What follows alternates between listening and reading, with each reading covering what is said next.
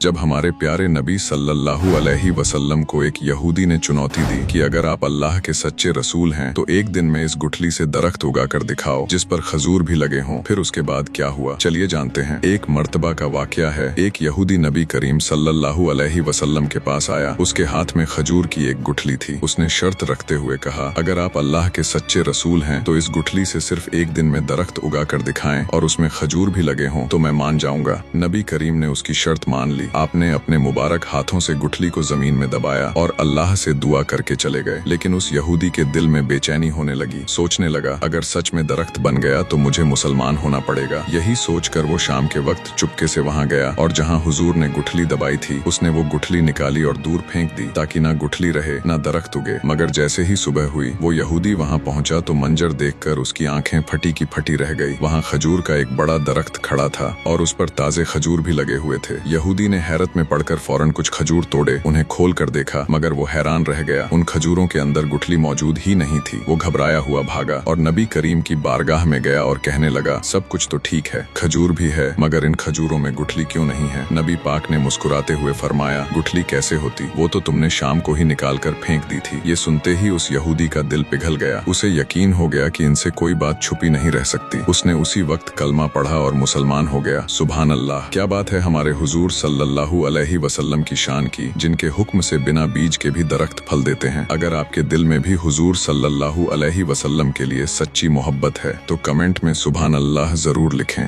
और like subscribe जरूर करें।